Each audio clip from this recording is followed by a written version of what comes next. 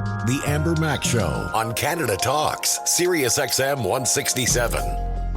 Welcome to the Amber Mack Show. Coming up on today's episode, Jeff and I are going to share our 2026 tech wish list for Canada, including what Canada should do about Facebook and where we need to ban AI before it's too late.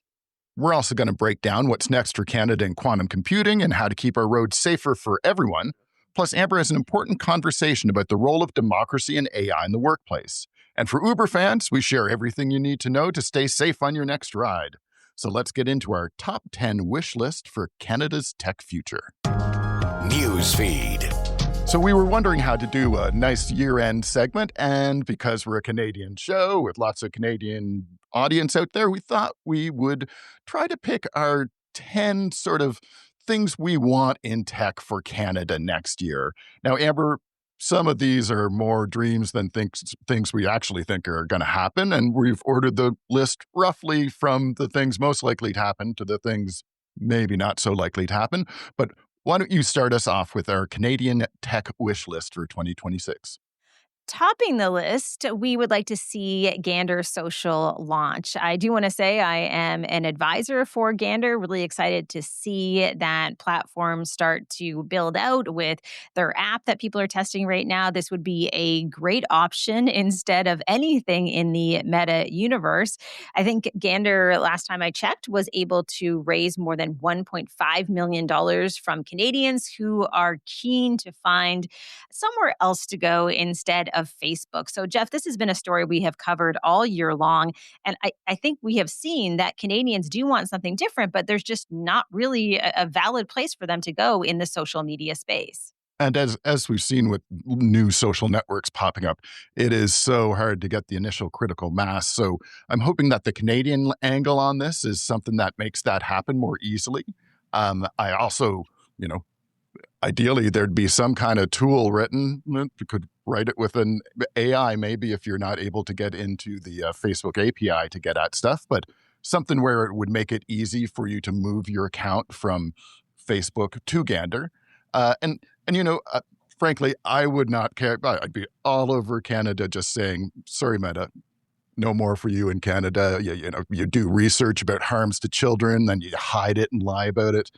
We don't want that. And I know people are going to say, oh, well, you can't be doing stuff like that. I mean, people, have their businesses on this and all that. But I think as just what you and I have experienced, Amber, Command N basically had to stop because YouTube kept blocking our content, even though it was fair use stuff. What could we do about that? Nothing. What can you do about it today? Nothing. The person who puts the copyright strike on you is the one who has to accept your reason for it. So not much motivation there. And a lot of those are just predatory agencies that are doing that for money. And on Facebook, you've got your business on Facebook. You spent hours the other day trying to get a human who could actually allow you to buy ads again when you were blocked for some mysterious reason that nobody knows, but nobody can solve the problem. So anyone who's like, oh my God, there are people doing business on these platforms don't care about you or your business. You could disappear tomorrow, and the only thing that matters is the amount of money you spent in ads. So yeah, let's see Gander launched. And as far as I'm concerned, let's say bye-bye to Facebook. Bye-bye, Facebook. I am right there with you. You're right. I have spent hours and hours with Meta support trying to deal with the fact that I am restricted on Facebook in terms of advertisements. Impossible to talk to anyone. So there are many frustrations here that I know are shared by many Canadians, especially those Canadians who are getting kicked off Facebook for absolutely no reason. Now, Jeff, the number 2 item on our wish list is something that you have talked a lot about in your segments on The Other Mac, and that is banning AI in children's toys. This seems very obvious to me, and yet there are a lot of children's toys that have AI baked in. And it's not just, it's great, it's obvious. It also seems to me to be halfway easy compared to a lot of things that you can do. So we've talked about the AI toys that were, saying sexual things to kids, telling them young kids how to use matches and where medicine is in the house and all that sort of stuff, to say nothing about the chatbot suicides and all that. But the most recent thing is, as we covered, one of those AI plush toys adopting Chinese Communist Party talking points. So that was a new one. But yeah, this is, at least for kids, we have regulations about kids' toys. This seems like an easy and obvious thing. It is not helping your kid to have an AI friend. There's no reason to pretend it will. So for me, that's one of the easiest things we could do on this list in Canada to make life better for us, but also protecting our children, which is something we keep forgetting about, it seems, in the digital world. I think the interesting thing about this topic in terms of banning AI in toys is that you would have widespread support, I think, among both parents as well as politicians. So this is something that could be done and at least would be a move in the right direction. Absolutely. And for our third point, something we'd both like to see is increased investment in Canadian startups. Maybe this is in relation to the situation with America, but whatever it is, for some reason, the Canadian startup ecosystem just has never had the funding ability of the United States and far beyond the 10 times person scale that's involved there. Thankfully, there was at least, and I'm not really talking about government funding these things, it should be the private sector funding these things, but there has been recent good news on the government side with the federal government saying that they're going to back 4 Canadian companies who are involved in quantum computing, which is seems like exactly the place to be investing this money, especially after maybe we didn't take advantage of the lead that we would have had in AI, since a lot of the original stuff does come out of Canada. Yeah, I think that's a really fair point in terms of how we really squandered our lead in artificial intelligence. Just for people who were unaware, Canada really was the birthplace of much of the AI research that we see adopted today and commercialized. And we, of course, have a couple of the godfathers of AI, as they are often called. And yet, over the years, we haven't really been able to commercialize AI to the extent that we needed to do it. We are really good at the research side of things. So I think you bring up a really good point there. We cannot squander any type of lead that we have when it comes to any emerging technology. And historically, that's exactly what we have done. And like you say, we do great research here. We've come up with so many things. We just don't seem to be able to get the ball over the goal line, or whatever the expression. It always gets handed off to the states or someplace else to do. So we really need to be thinking differently about that, especially in the face of what's going on in the states now. But just in terms of Canada asserting itself in ways that we are perfectly capable of doing, it's more a change in attitude than anything else. So let's hope that that is going to happen. Another point that our fourth point, and I covered this on the other Mac as well, is, as far as I'm concerned, I think you and other people will agree with me, sports betting, advertising it, oh, let's forget about that. We don't let cigarettes advertise, no sports betting. It's bad. We've had enough. No. Well, I mean, these are just good things that are good for Canadians. I mean, I think we've come to the point, unfortunately, Jeff, that people seem to, in some cases, lack common sense. And the argument is always like, why are we trying to stop things? Like, why are we putting up roadblocks? Why are we trying to, squash people's ability to see the content that they want to see? But listen, government does play a role, and that role is to keep Canadians safe. And we have lots of regulation in our society, whether it's driving on highways, getting onto an escalator, going to school. The list of things goes on and on. Government touches us at all different points in our lifetime. So to me, I think you're exactly right. There is a role to be played here. And we know that when it comes to these predatory gambling apps, we're seeing the consequences of this. And you've talked about this in a segment before, where we're seeing young people who are often the target of a lot of this advertising. Yeah, and that has led to all sorts of damages, including suicides and other awful things. And Canada has more sports gambling per capita than I think any other place in the country in the world. So, yeah, that seems like a really ripe place. And again, that's not so hard. We'll be getting into harder parts here, but I think everything we've talked about up to here is not that hard to do. The next one that we might have to do is, it's not that it's technically hard. It's just that there's lobby groups and stuff that may not want to see this happening. But I think it's very important, and that's namely online tax filing for everyone in Canada. Estonia does it. Lots of other places do it. There's no need for us to be going through all the effort we have to give the government information they likely already have about it. especially when we look at all the troubles the Canadian Revenue Agency has been having lately. So it It, could help them too. Yeah, it's a good point. I think we've seen this as well in terms of people who are considered low income parts of our population, where the federal government has made some moves in terms of that automatic filing. But when it comes to the digitization of anything at a government level, I mean, we are really behind on this front as well. And I think that's one of the things I think as a country, I think it's difficult for, and I'm going to say especially for the federal government to be talking about an increase in productivity, adoption of AI, unless, of course, the government also starts to do some of those things and roll out some of those services. Now, there's talk of this happening, and I think we're starting to see sort of glimmers of hope in this area. But this certainly would be something that would be great for the entire country. Yeah, and you tagging along on that, that's not as digital related, but obviously there's tax reforms, just simplifying the tax code, all these other things. These are all, as you say, productivity things. And productivity is our big problem in this country. And it's because of stuff like this. It's because of being so timid about that last mile stuff. It's not being able to take the things that we do and translate them into a way to make money for, the individuals who create them, but our society as a whole. And online tax filing is exactly another one of those.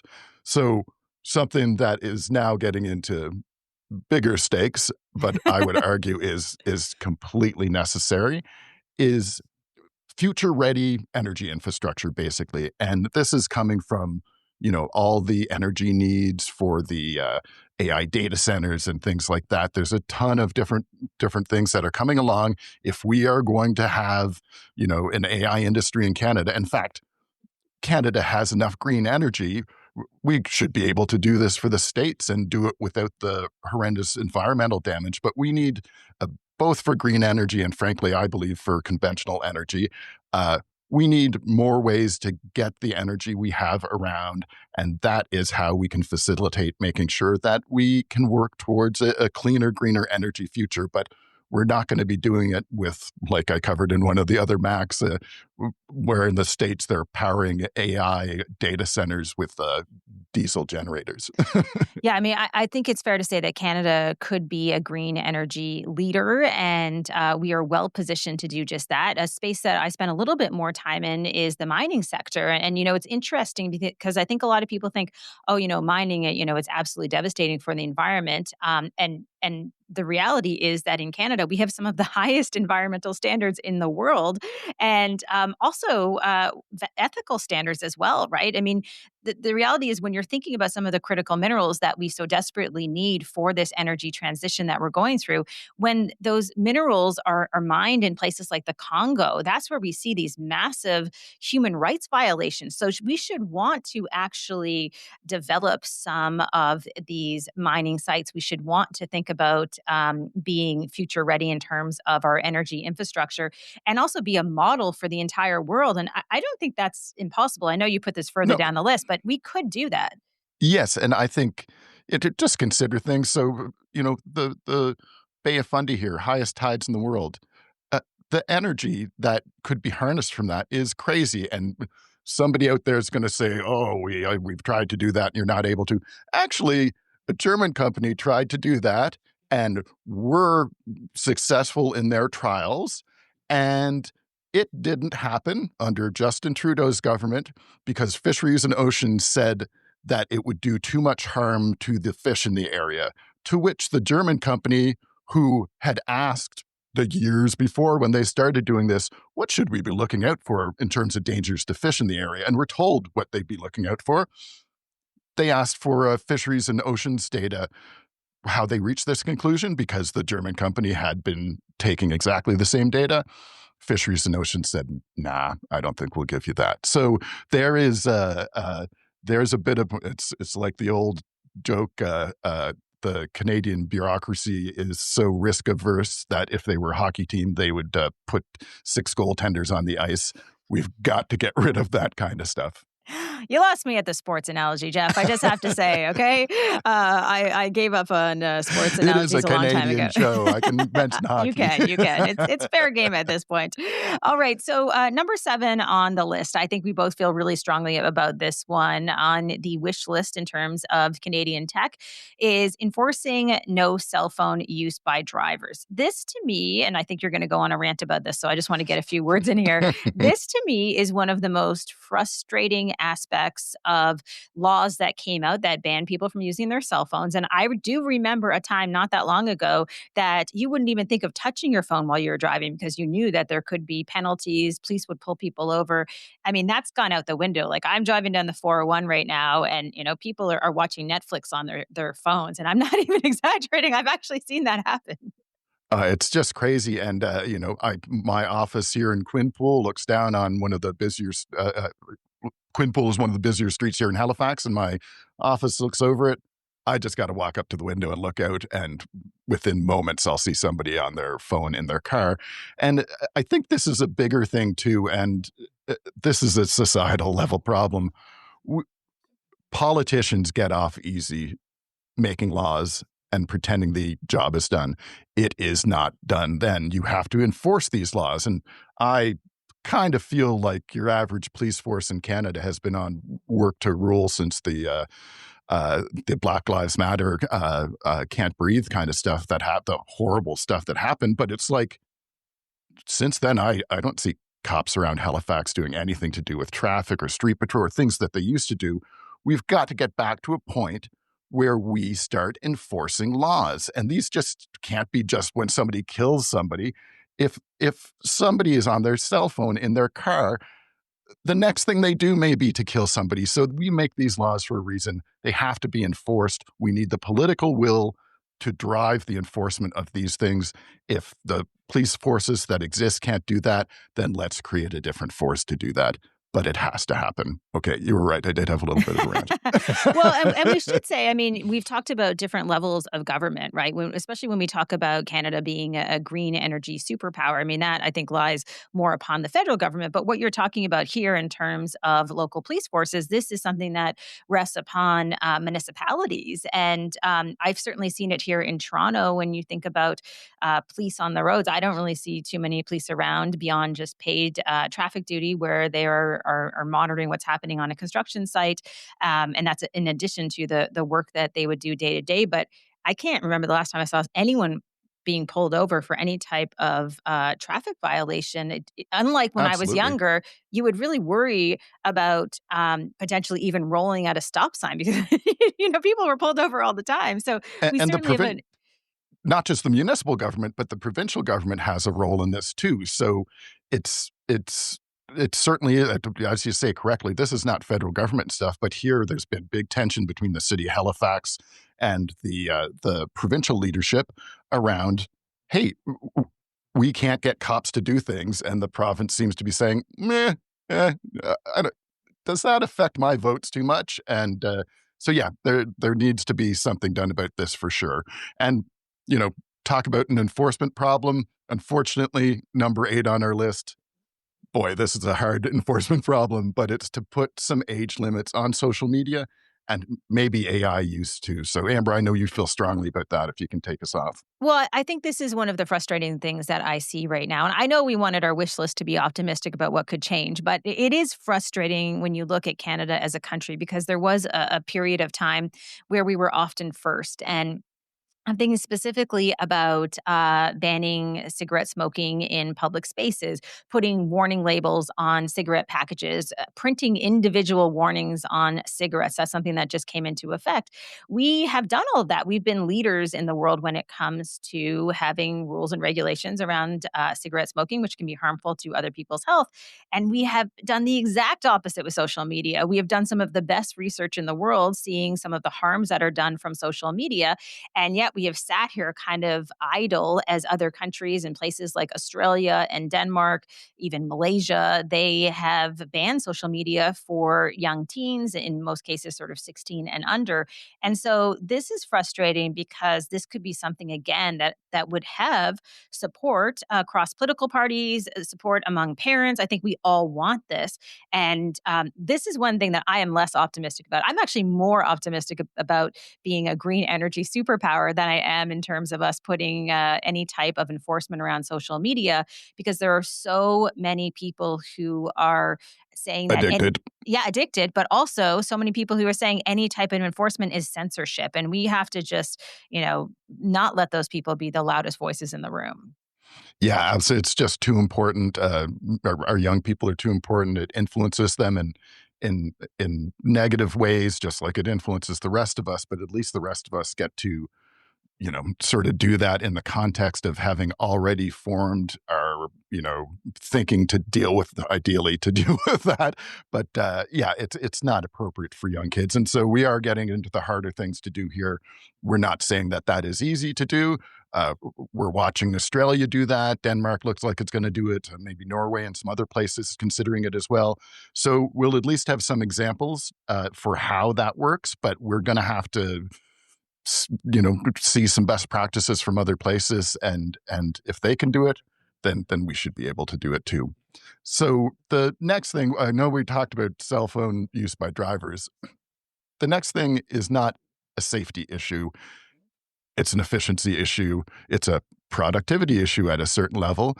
And it's certainly an environmental issue because idling cars are terrible for the environment. And that's smart traffic light solutions. There, we've got AI. We want to embrace AI. There are some really cool solutions with traffic lights that can tell if there are cars there and turn the lights on when it's appropriate. And so you're not waiting while the lights are green in the opposite direction, but there's no cars. I was the chair of Digital Nova Scotia, and when we just did the Cogswell Interchange redevelopment here, and we did a whole presentation about smart solutions we could have at the neighborhood level. And maybe that even came up in the Toronto example of that. But smart traffic lights, traffic is a problem. It's a problem in Halifax. I've been to Toronto, and it is a much bigger problem there. But it literally is people who could be either working at 2 hours a day instead of being in their car for 2 hours a day, or just enjoying their life, or at least consuming something other than gasoline. And Sirius XM radio is, of course, an exception. That's good. Stay in your cars longer and listen to us. Yeah, just stay in your car with it turned off. But yeah, so I feel strongly about that one, and I think there is an awful lot of good to come from. Again, we don't have traffic enforcement anymore. These things can. Oh, you decided you would pull halfway through the intersection even though you couldn't get through and block off traffic in the other direction. Well, photo time, I know stupid Premier Ford's not going to like that, but send that person a warning and say, hey, if this happens again, you'll get a ticket, whatever it takes. But we can't say, no, we can't enforce the law. I don't like speed cameras any more than anyone else.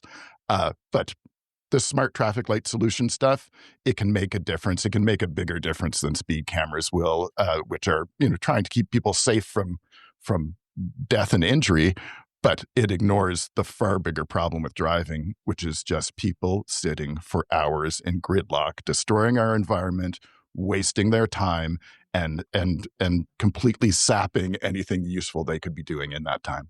Yeah, huge issue here in Toronto. And I am right there with you in terms of using some of this smart traffic technology that will help really kind of close the gap that exists right now. Because, listen, like you said, if we can't have police officers pulling people over and monitoring for this, we have to use some of the smart tech to fill that void.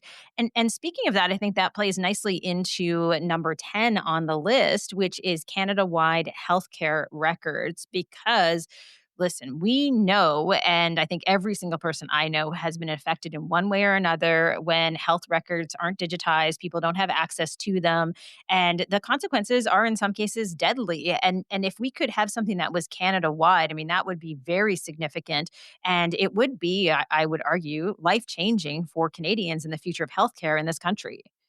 Yeah, and even if it's a provincial responsibility, which again, remind federal politicians during elections that it is, this is the thing that they could do that'd be useful. Instead of just handing around money, that they should actually hand down tax room to the provinces so provinces can fund their own healthcare.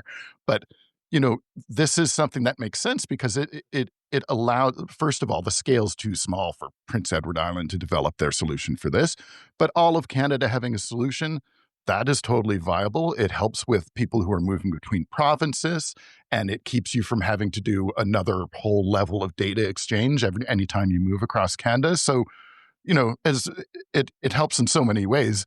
And talk about a strangely wasteful way or prevention of waste that it could help. I probably get tetanus shots every 6 to 8 months because I can't remember. Well, let's go for every few Wait, years what? because I can't remember when I got my last tetanus shot. And there's no records of it when I got my last tetanus shot. I got to remember and put it in somewhere. But, if you have an accident or something where you get a cut, or I bailed on my bike and got all ton of gravel and all this stuff in my arm, and I'm in there bleeding at emergency, and they're like, so when was your last tetanus shot? I feel I should be able to say, you tell me. Same with, we're both parents with our kids. Did your kid get this shot? It's like, did your kid get morphin, some crazy word that does not sit in our heads very easily. We sometimes can't reasonably remember that. And so we need something to help. And all of these things, again, that there's a productivity level even in this, but whatever keeps us healthy, that's also helps with productivity. But it just seems like if the government is going to be providing us with health care and that they have the experts and we're not the experts, then maybe the data handling should be in the hands of the experts and we get to see what they write instead of it somehow trying to be translated from some handwriting a doctor wrote on a prescription that I've forgotten the name of when I leave and nobody can decipher. It doesn't seem fair. So that would be the big one for me for Canada. That's not so likely to happen, but I think it is doable, and I think it would do an awful lot of good.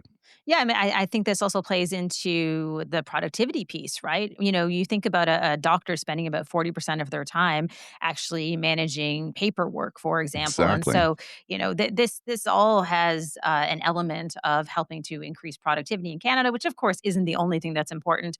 Also, in terms of Canadians and our well-being, this would be hugely advantageous because it would help us be a healthier nation overall, which I think all of us in the long run would want for our fellow Canadians. So, Jeff, that is a fantastic list of our top 10 tech wishes for Canada's future. Let's see at the end of the year if some of these actually happen or there are signs towards them happening. It would be great. Let's And hope so. coming up next, something I think we both care about that is a really important part of our future is democracy at work. We're going to check that out next. The Amber Mack Show on Canada Talks, Sirius XM 167. We talk a lot about the future work on this show, but one topic we haven't discussed a lot is how leaders can promote democracy at work. A few weeks ago, Amber moderated a conversation presented by the Dais at the Canadian Club in Toronto on this issue with panelists Danny Asaf from Taurus LLP, Anna Sereno from OCAD University, and Anthony Veal from Deloitte Canada. Here's their conversation on the importance of digital literacy in the workplace and how AI is changing the landscape. Work smarter.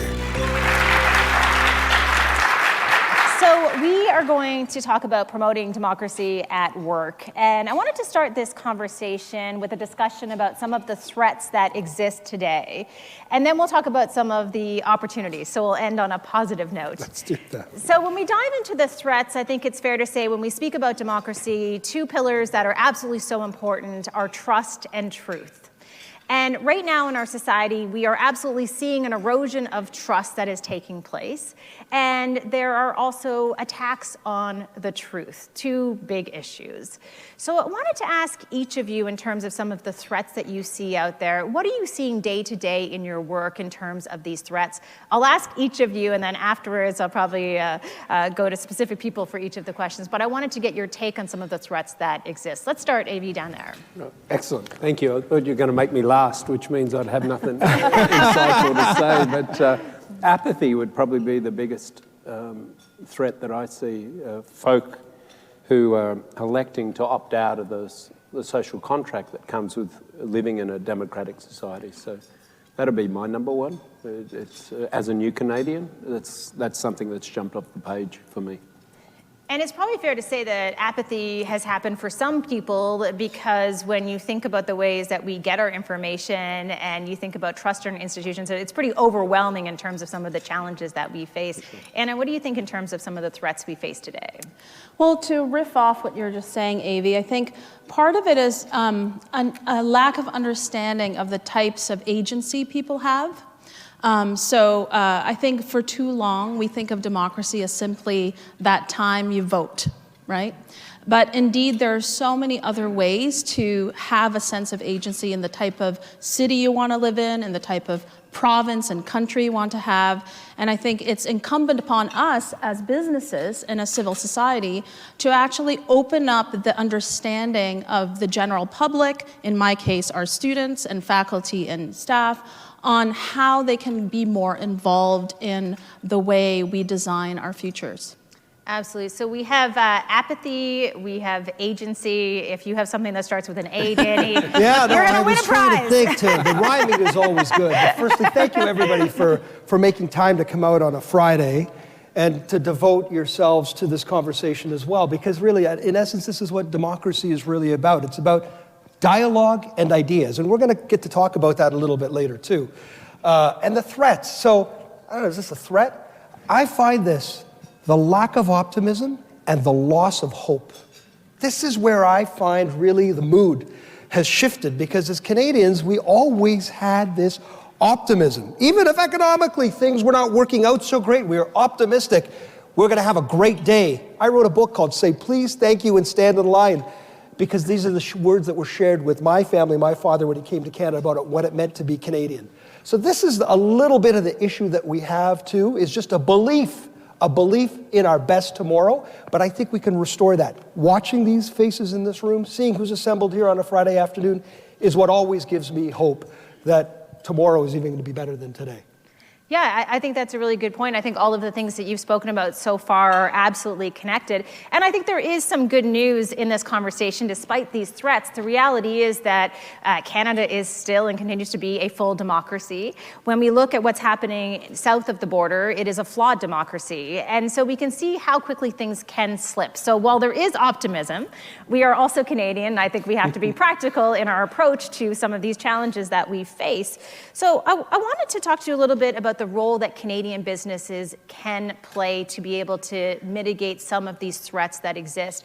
And I think we could even possibly try to answer the question, is there a role to play at all? Danny, what do you think? Well, I think they definitely can play a big role. So firstly, you don't want your business to be political, because we are a democracy and it's a big tent. Every company has people of a diversity of political beliefs and thoughts, which is exactly what we want. But we have, what do we have in our companies, in our places of work? We have connection, like in this room. You have connection with real people, with real Canadians. People who you can see, they may believe something different. They may think absolutely the polar opposite of me. But like a team in sports, a team at work, you can work together for a common goal that is good for you, that's good for your company, and that's good for your country. Absolutely. Avi, we were having a pretty interesting conversation at lunch, and I think you bring a private. So it was private? I'm kidding. Sorry. Once I walk out of my house, it's public, okay, Avi? That's how it works in Canada. Let's just be clear. But, you have a perspective of what's going on right now in Australia, being from Australia. I was talking to you a little bit about how Australia is banning social media for teens, also mandatory voting. Can you talk a little bit about that and there's perspective you bring to this question about how workplaces can get involved? So I think workplaces, it's not an option to get involved. I think it's an obligation of workplaces. And I say this in the context of trust. There's more than enough independent evidence out there that employees place a lot of trust in their employer. So in a world where trust is not freely available, we have a responsibility, I believe, as organisations, corporates and otherwise, to the society around us, the system around us. So who else, other than organisations, to step forward and say, you should vote? Like the reminders I send out in Deloitte to say, voting day tomorrow, get out and vote. It's not your choice, it's your obligation as a citizen. And having gone through the citizenship process, it's pretty clear to do that. Get out and vote. And the other thing that we do is to say, look, choose the persons that are going to advance these issues. Because these issues are opportunities as what the country's facing. Just coming back to Australia for a little second, and this was a big surprise for me. If you're not aware, in Australia, other than the sunshine, there's compulsory voting. Everyone has to vote.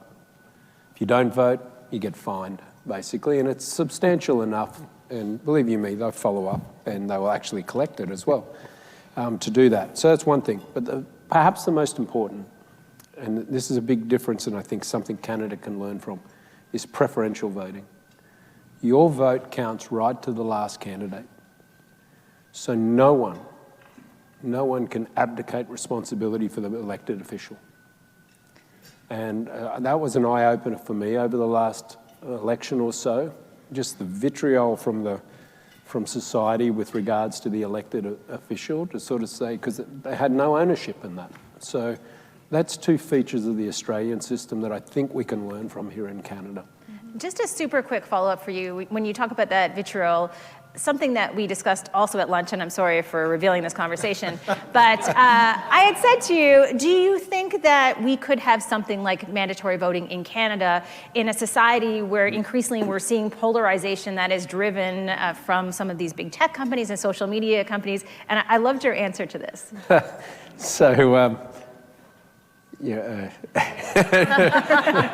You know, when you're in front of a lot of people, you've got to choose your words carefully now and then. Take your time, take your time. No, I don't think it's possible here.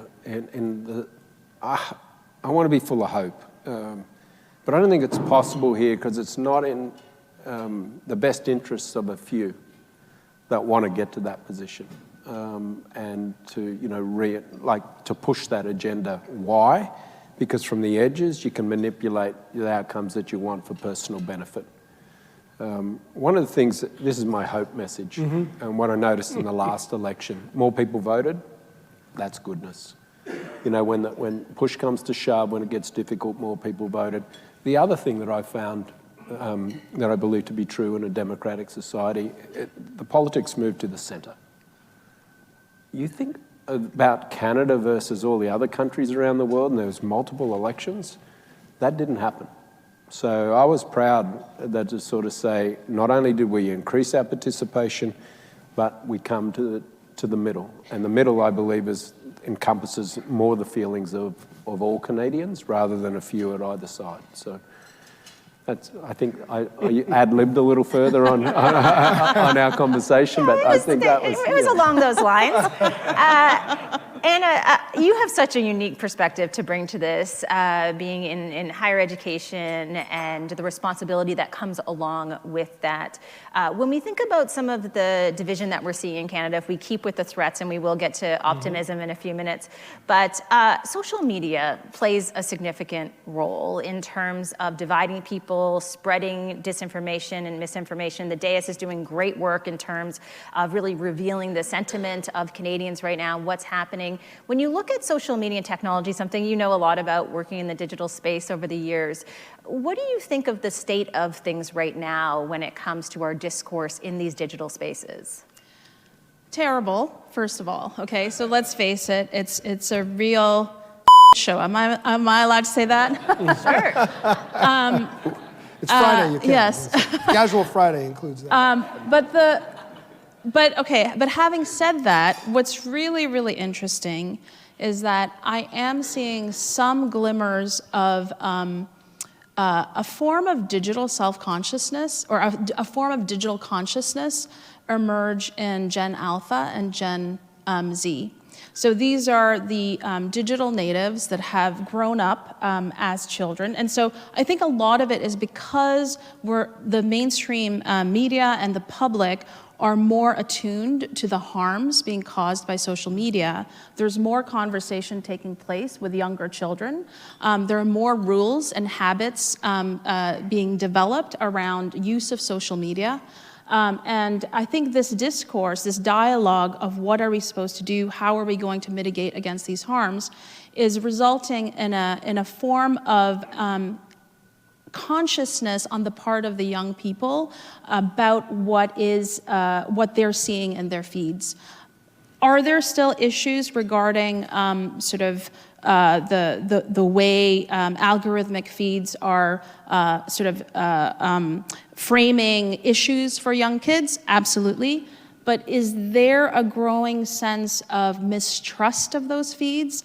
I believe that that's starting to happen. And in fact, what's going on now is as they graduate, we're going to see this not quite yet because the cohort hasn't come to us yet as university sector, but I think we're going to see that kind of quite sensitive critique of the medium emerge, especially among the artists and designers. We're already seeing that in this cohort and, the 20-year-olds, certainly in terms of climate change and climate justice issues. They're very concerned about that, and they're applying their concern about it in the way they make work. Certainly that's what I'm seeing at OCAD around circular economy production models. And I think hopefully we're going to see that in the way they attend to the digital issues. Amber, may I add just a couple Please of things do, on please do. what companies can do just more on a practical level? My observation is first, mindset. Give people on the team, give colleagues this mindset that the space you can participate as a citizen in other things. A lot of times we get focused on our work, which is absolutely the number one priority. We have an obligation to our employer, but also as we're here today, it's part of a bigger game board. So just the mindset that there's the space open for you to participate as a citizen. Number two, the tools, just things. Like I did my cyber training, Tori has a cyber training. You know what? There's helpful tips in there. You go through there, that's a little tip on what a phishing email looks like or things that look suspicious.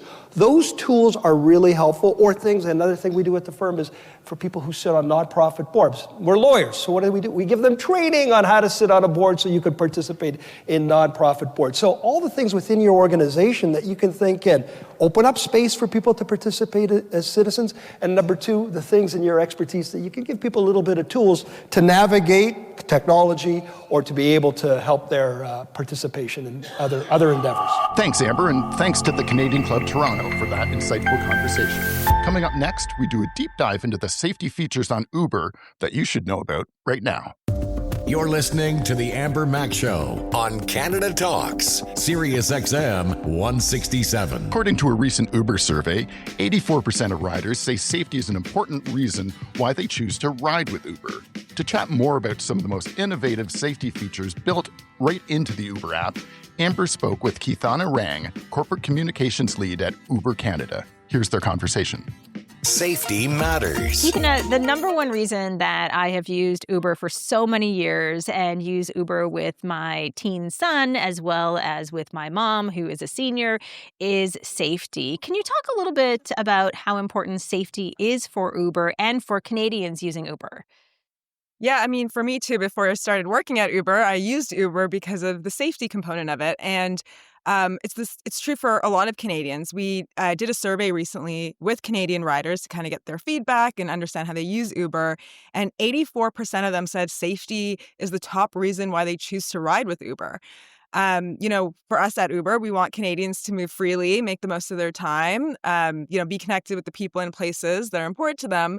And we hope that every trip goes well. And most of them do. But we also know that sometimes things don't go as planned. And so that's why we're very committed to safety, whether that's, new standards for when we onboard drivers and the screening that goes behind that, or in the development of our technology, which is the great thing about this app. It is tech. We can introduce new pieces of technology to help. Now, one of the things that I think is probably a fair statement is that some people who are using Uber maybe don't even realize the extent of some of the safety features. I absolutely consider myself a power user when it comes to Uber, but even I'm unaware of maybe some things that have launched recently. Can you talk about some of those new safety features that perhaps people are unaware about? Yeah, absolutely. So what I like about Uber is that it is a piece of technology. So safety is designed right into the app. And so from the minute you're picked up to right for when you're dropped off, there is safety all along the way. The first thing to know is that every trip is tracked by GPS, which I think is really important because, you don't have that for any other type of transportation. What I would tell listeners and to you is that there is a safety toolkit in the app. So when you're on a trip, there's a blue shield at the bottom of the screen in your app. Look for that. If you click it, you'll see all the safety features that are available. But I'll mention a few off the top of my head, which I really like. The first one I like is Ride Check. So this uses GPS data and sensors, and Ride Check can detect if a trip had an unexpected event, like it's been stopped for a long time or the route, it's been detoured. If so, the app is going to check on you and it will ask you, hey, like, is everything okay? I will say you may have experienced this, or Torontonians would have experienced this if they're stuck in traffic. Sometimes the app will send you this message as well. But it's there so that in case your trip goes off route or you've been stopped for a long time, in case there's a collision, which I think is great. The other feature that's really cool is the emergency button to call 911 if you need it.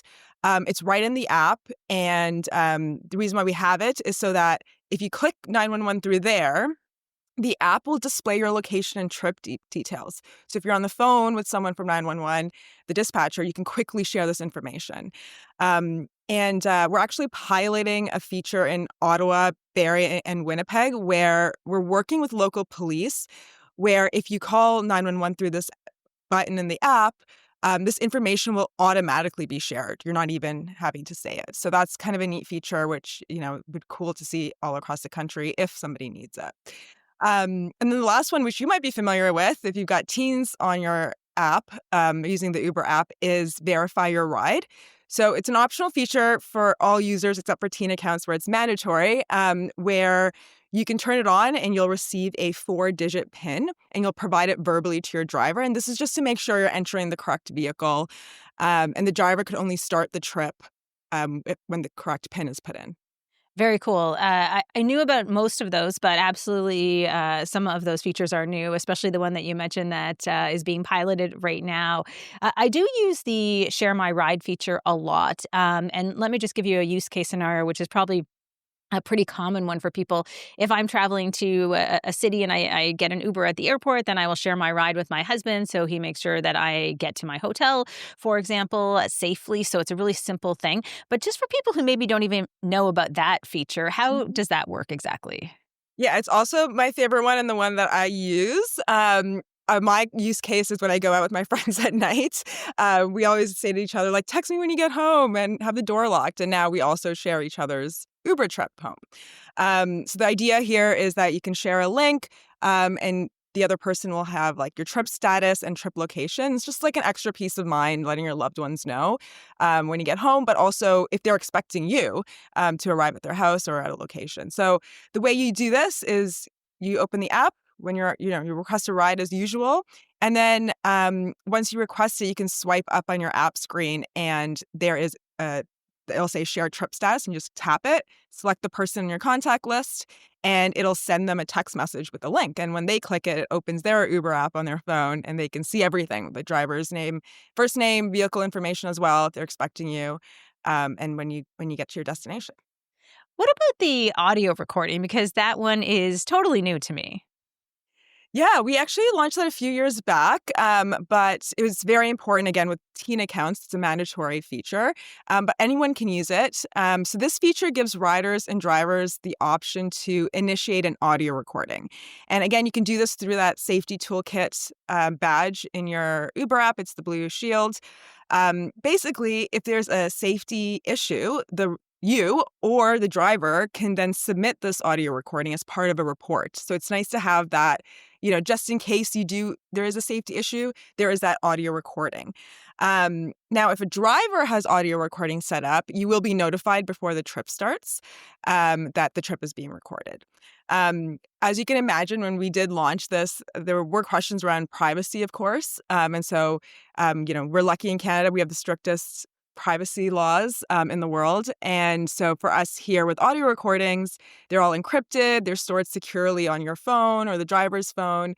And the recording's locked. So no one, like not you, not Uber, not driver, they do not have access to it. You even don't have access to it.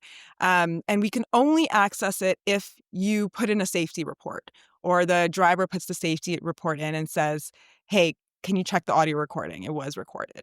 Oh, that's really good to know. I didn't realize, again, all of those different layers, which is why we're having this conversation in the first place. So we can unpack some of these features, again, that people are not aware of. Finally, I wanted to ask you about features available for women, preferences, particularly right now for drivers. Yeah, so women preferences is this idea of women riders and women drivers being matched. And so we have this on the driver's side in Canada, and this is where women drivers can indicate a preference to pick up women riders. And we introduced this originally to give women drivers more confidence to drive. So, drivers of all backgrounds use Uber. They can earn flexibly. They're their own boss. Sometimes they're supporting a side hustle.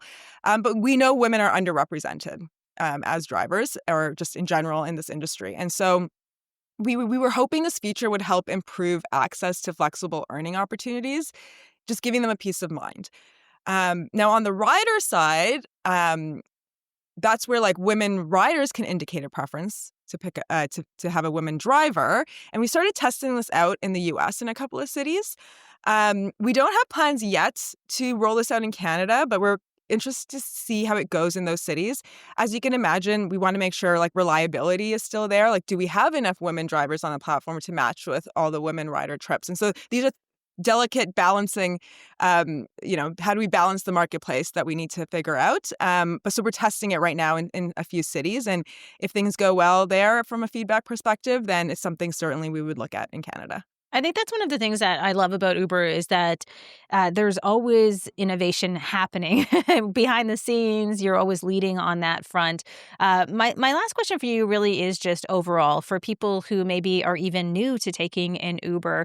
What are some final thoughts on why this is such a safer experience in terms of all this technology and features you have built in? Well, this is the great thing about using technology. You can introduce new features. We're always looking to innovate, change things. For us, it's really built into the app from the minute you get into that vehicle to the second you get dropped off. So that entire journey there is safety. And over the years, we've introduced lots of new and innovative ways to make rideshare more safe. And a lot of it is feedback from riders. Share Your Trip, for example, you were talking about. We know people wanted to do that. We've been hearing about that. People would take screenshots to send it to their friend to say hey, this is what my car looks like. And so that's how we innovate, getting feedback. So, people have ideas, always put it into the app through support. But even besides technology, the screening process to become a driver, is a multi-step safety screening. And so for Canadians, who are new to Uber or thinking about using rideshare as a way to get around, I say that, we hope that every trip goes well, but we know that sometimes things don't go as planned. And for those situations, that's where these safety features come in handy. Well, listen, thank you so much for walking me through everything.